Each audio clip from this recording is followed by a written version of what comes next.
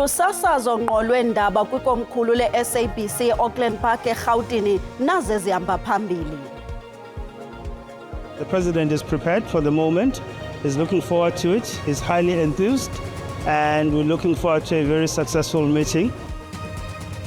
Isithethi se-ofisi kamongameli uCyril Ramaphosa sithi umongameli ulungele umzuzu kwaye ujonge enkalweni ukuhlangana nogxa wakhe waseMelika umnumzana Donald Trump ngomso. Umphathiswa wezezimali umnumzana Enoch Godongwana ujongene noxanduva kwakhona lokulungelelanisa phakathi kwemali ekhoyo noxinzelelo lwenkcitho.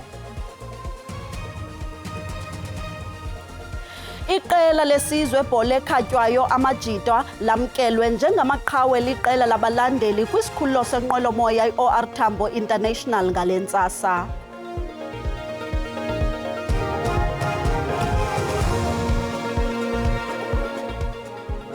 Mandisibulisele kuni ngale mini yanamhlanje singokuqala zive sesilungele ukuniphakela kuvimba wethu wanamhlanje.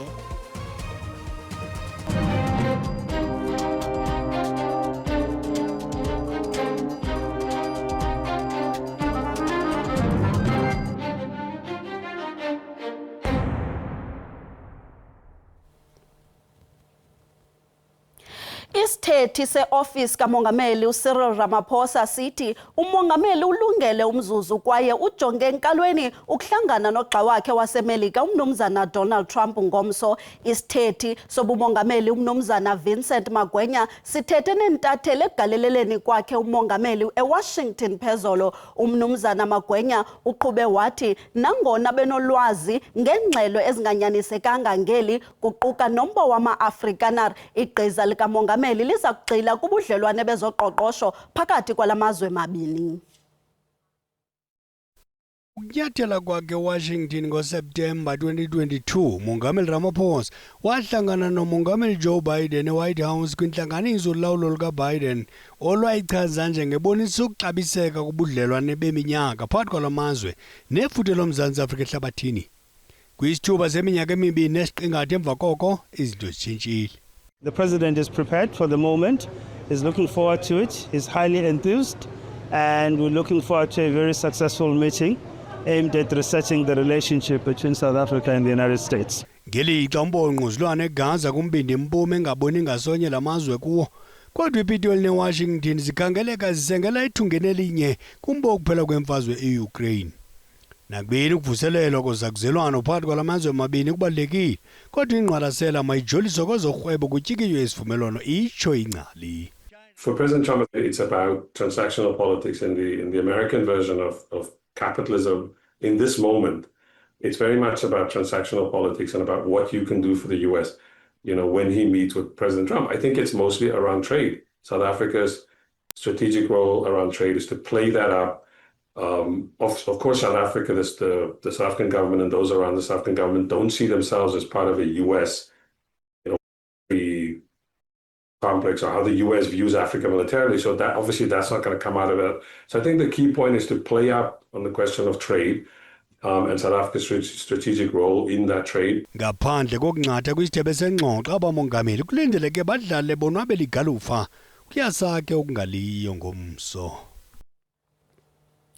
Umphathiswa wombane namandla uGqirha Rooisetso Ramakgopa uthi uninzi lwabantu alufikeleli kwinkonzo zamandla uqikelela kwinani labantu abangangezigidi ezingama-600 kwilizwekazi iAfrika abangenambane. uRamakgopa uthi amanyathelo angqingqwa kumele athatyathwe ukusombulula umbhodamo wokungafikeleli kombane namaxabiso axhomileyo wawo. Intlanganiso i-Enlit Africa 2025 idibanise ingcali neenkampani ezahlukeneyo kwezamandla nombane ukugqala imingeni efana nokwandisa umthamo wokufikeleleka kweenkonzo zombane ngeendlela ezisisigxina nezicocekileyo kokusingqongileyo. Umphathiswa weliwe zombane nezamandla uGqirha Rooisetso Ramakgopa ubalule umthamo wokudingwa kombane olindeleke ukuphindaphindeka kathathu ngo-2040, nto leyo enyanzelisa ukuba kubekho izicwangciso zamanyathelo ukuqinisekisa ukunciphiswa kwenani loluntu oluswela inkonzo zombane. There's going to be a tripling of the power demand by 2040. I think it's possible for us to have conversations that can help us to truncate that period and ensure that the many are able to benefit from this transition. Nangona kunjalo ulincomile ilizwekazi iAfrika ngemigudu yokuphehla umbane ngezamandla endalo ekhankanya ukugqwesa kweAfrika ekuphehleni umbane ngamandla elanga. Kambe ke uGqirha Ramokgopa ukwanabe ngengxobakaxaka ezikutyalo-mali kwezamandla zeAfrika ze wabethelela ukuba ukuphehlwa kombane ngamalahle kweli kuseza kubalasela nto nje kuza kuphuhliswa ubuxhakaxhaka bokuqinisekisa ucoceko. South Africa, we're sitting on a significant coal reserve, the 6th largest coal producer globally. I must make the point that coal will remain the backbone of energy and electricity generation in our country. We are not about to abandon coal as a base load. So what we're going to do is to ensure that we use technology to reduce both the greenhouse gas emissions. Ukanti ke ukaRamokgopa uxinanise inyathelo elingundoqo lokusebenzisana nomasipala ukuqinisekisa ukwakhiwa kweziseko zophuhliso ezisemgangathweni wokwanelisa umthamo wengingqi nokuqinisekisa ukuthotyelwa kwemimiselo yokufikeleleka kweenkonzo zombane luluntu. Ndimlo Lilitha Ntsundwani kwiindaba zeSABC. Umphathiso wezezimali umnumzana Enoch Godongwana ujongene noxanduva kwakhona lokulungelelanisa phakathi kwemali ekhoyo noxinzelelo lwenkcitho nquleqhu emazamkeleke kumahlakani karhulumente womanyano lwesizwe. Uza kuthi thaca uhlahlo lwabiwo-mali oluquka ukukhula koqoqosho, ingeniso kunye nendlela zokuzuza imali kolu hlahlo lwabiwo phambi kokukhuliswa ityala likarhulumente. Sizwe iza kuthi thaca uhlahlo lwabiwo-mali okwesithathu kulo nyaka inethemba lokuba oogxa beqela layo kwi-GNU baza kunqwala. Kunyanzeleke urhulumente axoze mphini wumbi ukongeza kwinxili yakhe emva kokuwa kweenzame zokonyusa irhafu yentengo. Osoqoqosho babhula ngelithi ababoni ukuba urhulumente angasungula irhafu kwizityebi okanye kwiinkampani mhlawumbi angonyusa irhafu yepetroli aqinise indlela zokuqokelela irhafu kwinkonzo yababuthi berhafu iSARS. Abaqondi kwakhona osoqoqosho nokuba angaboleka kuba oko kwakunyusa ityala lesizwe. The government only has 3 options. It can try to raise taxes from other sources, either through indirect taxes, company tax, or higher taxes on individuals. So that's the revenue side. It can cut expenditure, which would be my preference because there's a lot of wasteful expenditure in government finances. Ingcali zithi sekunzima kakade ebantwini besiva isitlobu serhafu kwaye nerhafu yengeniso yenkampani seyiphezulu indlela engakhona kukucutha inkcitho. That increase were rejected and significant income tax hikes are likely to follow the same path, and National Treasury has instead indicated the need to cut expenditure. Corporate tax increases are not favoured either, given the detrimental impact on growth and employment, while customs and excise hikes are another tax on consumption, although moderate sin tax increases are tolerated and will likely occur. Abanye bathi ukuqinisa ingalo yamandla eSARS iqokelele kakhulu kwirhafu kungaluncedo. But really, if we can adopt those same systems where we are imposing e-invoicing, real-time VAT reporting, the government has a lot more insight into what's actually going on with regards to all transactions in South Africa. It makes it a lot more difficult for things like fraud, like that inflating of VAT inputs, stuff like that, to actually take place. Osoqoqosho bakwathi ayikho enye indlela yokongeza kwinxili yesizwe ngaphandle kokukhula koqoqosho. Ingxowa-mali yehlabathi i-IMF ilindele ukuba uqoqosho lweli lunyuke nge-1% kuphela kulo nyaka.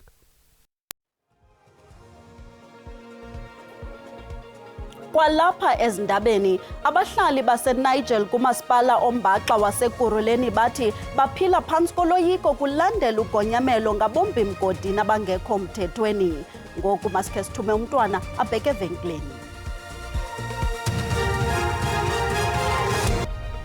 Sinamkele kwakhona xa sihlabela mgama abahlali baseNigel kumasipala ombaxa waseKuruleni bathi baphila phantsi koloyiko kulandela ugonyamelo ngabombi mgodini abangekho mthethweni kwibala loluntu kule ngingqi. Bathi bakwanoloyiko lokuba nezilwanyana zasendle azikhuselekanga kwabazamazama nanjengoko betyhola ngelithi izilwanyana ziyazingelwa nazo ngabazamazama. Nangona kuye kwangenelela amapolisa ngoMatshi kulo nyaka kuphinde babuyela kwakhona abazamazama. Kungokunje abahlali bacela isombululo kwabasemagunyeni.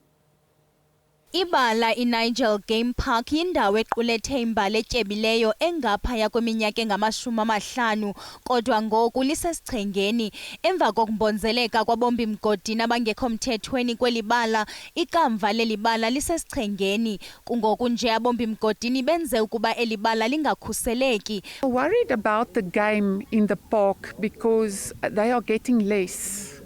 You used to come here for a picnic and you used to see lots of game. Kungoku nje abahlali baphila ubomi bentshontsho ingakumbi emva kodusho beluphakathi kozamazama. Seeing the fauna and flora of this area become exposed to such illegal activities. Bombi mgodini abangekho mthethweni basebenzise itonela ezingaphantsi komhlaba uzokufika eNigel Game Park nalapho kombiwe imingxunya emihlanu ngabazamazama. Emva kongenelelo lwamapolisa lo mngxunya uye wavalwa ekupheleni koMatshi kodwa uzamazama baye bawuvula kwakhona bebeka uluntu engozini. Uceba kaWard 88 eNigel uthi ucele isebe elijongene nokulondolozwa kwendalo ukuba lincede kodwa uthe sisicelo asithathelwanga ngqalelo. After we closed the hole, we anticipated that they will open or try and open it again, which subsequently they have done. We made provision for that by placing a lot of rock at the entrance to the park for the relevant department. Like I said, the resource management, the Ekurhuleni Environmental and Resource Management Department. So now it is up to them. They cannot expect us as a community to arrange the hole to be closed again. It's up to the responsible department.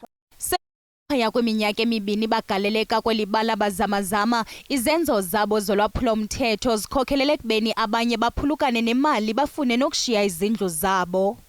Kusenjalo nogada babucala kule ngingqi bathi ulwaphulomthetho lozamazama kule ngingqi lukhokhelele ekubeni kuvuke namaqela emigulukudu alwela ukulawula le ngingqi. Imanyano yabasebenzi bakwarhulumente iPSA ithi ayonelisekanga ngamanyathelo athatyathwe lisebe lezempilo laKwaZulu-Natal emva kokusweleka kogqirha uSemtsha kwisibhedlele iPrince Mshiyeni Memorial. Ugqirha Alulutho Mazwi usweleke emsebenzini ngomvulo weveki ephelileyo. Intatheli yethu Simphiwe Makhanya ulandela elinqaku. Sibonge sibingelele kwena impela uza kuthina nje amalungu enyunyane iPublic Servants Association ayaqhubeka nokubhikisha ngaphandle lapha esibhedlela sasemshiyeni. Uzokhumbula ukuthi ke lokhu kulandela isigameko sokudlula emhlabeni kukadokotela uMazwi odlule emhlabeni ke ngesonto elidlule. Insolo ezivelile lemuva kokudlula kwakhe emhlabeni udokotela lo ukuthi ke omunye wabaphathi ke baso lesikhungo umphoqe ukuba eze emsebenzini yize ebengaphilile waseke eshonela ke khona lapha esibhedlela emshiyeni. Kepha ukuzwa kabanzi ngokuthi ke inyunyane iPSA ithini ngalezi gameko zakamuva la esibhedlela. Samukele umnumzane umlungisi Ndlovu okunguyena ke oyimanager yePSA lapha KwaZulu-Natal. Mr. Ndlovu sikubingelele sikwamukele indabeni, sibonga kakhulu ngesikhathi sakho. Umnyango wezempilo KwaZulu-Natal uthi usuthathe isinqumo sokumisa esingathi ke ilo obeqaphe lesikhungo ngesikhathi kwenzeka lesigameko. Njengenyunyane nithini ngeinyathelo zomnyango? Thina siPSA KwaZulu-Natal sikwamukelile ukumiswa kwamsolwa, kodwa okubalekile ukuthi yini into abayenzayo ngoba kufuze ngamanje sebesithathile isinqumo ukuthi kwenzakalani. Yilokho kokuqala. Okwesibili asikayiboni idepartment inyakaza ngoba thina siyinyunyana kakhulukazi provincial level abakwazi ukusibiza sikwazi ukuthi sixoxe, kanti futhi into enza ukuthi siqhubeke siphikethelana ukwenza isiqiniseko sokuthi inational neprovincial bayasebenzisana ukuphenya ngezimo ezikhona ngaphakathi. Into esisho siPSA KwaZulu-Natal sithi kunama position awu16 ama medical offices okufuneka kwazi ukuthi ayagcwalisa ukuze isibhedlela sizokwazi ukufunctiona. Onesi ama professional angaphezulu ka42, iadministration engaphezulu ka40, zonke lezi kuyaqhubeka kuba nenkinga. Bonke kulesikhathi sakho. Siyabonga. Nomzana umlungisi ke Ndlovu lo oyiyona imanager yakwa PSA lapha esifundazweni kwaZulu Natal. Sibuyisele intambo kwenegoli. Enikeza isigwebo ngakukosinathi Mnikati owabekwa ityala lokuhamba namaxwebhu wokuvota ngaphandle kwamapolisa, uMantyi Edmond Zudrowski uthe ngokobungqina obunikezwe ngumphathi wekomishoni ezimeleyo yezonyulo uNtomfuthi Masinga namanye amangqina kuye kwavela ukuba uMnikati wayinelungelo lokuhamba nalamaxwebhu ngaphandle kwamapolisa. Intatheli yelijelo uMlondi Rhadebe ulandela lengxelo. Inkantolo kaMantyi yaseMgungundlovu imthole ngenalo icala umsawenkosi Mnikati oyisebenzisa kwa-IEC ngemuva kokuthi leli cala liquliwe kwabakhona ufakazi ababizwayo. Kanti sizokhuluma lapha noMawethu Mozari oqhamuka khona kwa-IEC kusichazela ukuthi mhlambe njenge-IEC bona kusukela ngesikhathi iqala leli cala kuze kube yimanje ngabe kubathatha kanjani nangesinqumo senkantolo. Baba Mozari kafushane nje ngesinqumo senkantolo namhlanje nokuthi kube ijene ende kangakanani ukuze kufike lapha. Isinqumo senkantolo siyasamukela, siyaqinisekisa esasivele sikwazi siyikhomishini ukuthi lensizwa ebibekwe icala la yayithathiwe ngokusemthethweni ukuthi isebenze ukhetho ilungise iteshi kule ndawo ayibekwe kuyona, nokuthi ke ngesikhathi ephethela amabhokisi ayiwaphethe akukho okukhombayo ukuthi ayithikameziwe, akukho futhi okukhombayo ukuthi wayephethe angaqondene nendawo asebenza kuyona. So lokho sikwamukelile siyikhomishini. Umsebenzi wethu ke kuleli cala kube unyaka wonke kwaze kwathatha nokuthi silethe ofakazi bethu bekhomishini ukuthi yebo siyamazi, yebo wayifanelekile, yebo amabhokisi ayingathikamezwanga. Okugcina ke ukuthi sasingekho isidingo sokuthi umephethe lezi insiza kube khona amaphoyisa, ngoba siye sikuhlelahlele njalo okuqondene nokuthi kufanele impahla zokhetho zivikeleke, kuya nokuthi ke umuntu uphetheni isimo esinjani. Ngabe mhlambe lokho kusemahlombe commission ukuthi ifundise yini amaqembu epolitiki ukuthi ke umthetho uthini ngokhetho. Kunjalo kufuneka empeleni sithathe isikhathi isikakhulu kumaqembu asanda ukubumbeka ukuthi sifundise ukuthi inhlelo zokhetho zihamba kanjani.